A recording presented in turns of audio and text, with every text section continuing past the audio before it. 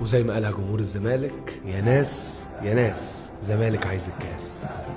معركة جديدة بيدخلها نادي الزمالك بكل رجولة عشان يثبت حاجة واحدة بس، إن الزمالك عمره ما بيقع.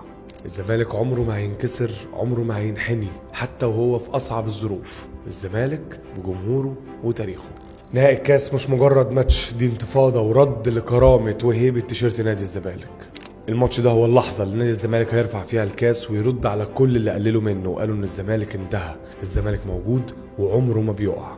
احنا جمهور الزمالك اتولدنا عشان اللحظات دي، نقف في ظهر النادي ونشجعه بحبنا وإيماننا فيه، نقف في ظهر النادي ونفضل جنبه مهما كل اللي نطوا من المركب ومشي وبعده. احنا الزمالك، احنا جمهور نادي الزمالك، احنا فعلا القوس والسهم، احنا فعلا اللي بنقف ورا اللعيبه ونشجعها، احنا فعلا اللي بنجيب البطولات في اصعب الظروف، احنا فعلا اللي بنرد هيبه النادي وكرامته وبنرد على اللي يحاول بس يقلل منه. جمهور الزمالك مفيش جمهور زيه في العالم، ومهما تجيب فيديوهات ومهما تتكلم هو الجمهور رقم واحد في حب واخلاص ناحيه ناديه. كل واحد مننا عنده دور مهم بكره اهم من اللعيبه، كل واحد مننا عنده مكان واقف فيه وبيلعب اكتر من اللعيبه، كل واحد مننا بكره عنده مهمه رايح ينفذها ويمشي. المعركه دي على فكره مش بس على الكاس، المعركه دي معركه اثبات هويه والتاكيد عليها. المعركه دي مهمه لا تقل اهميه عن المعركه اللي عملناها في السعوديه وخدنا كاس السوبر. احنا جمهور الزمالك، احنا اللي هنرفع الكاس بايدينا.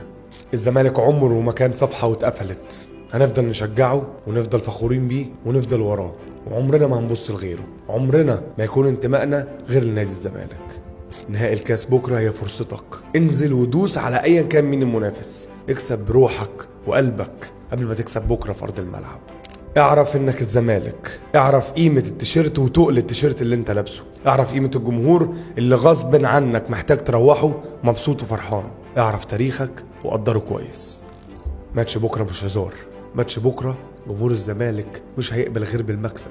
ماتش بكره تنزل وتقاتل واعمل اللي عليك والباقي بتاع ربنا. ماتش بكره تنزل وترد كرامتك وكرامة جمهورك وتقول لكل الناس ان مهما بيحصل فيك ومعاك هتفضل برضو بطل القصة. استاد القاهرة الساعة 8:30، احنا اللي هنجيب الكاس من قلب المدرجات. هشوفكم بكرة في الكورفا سود.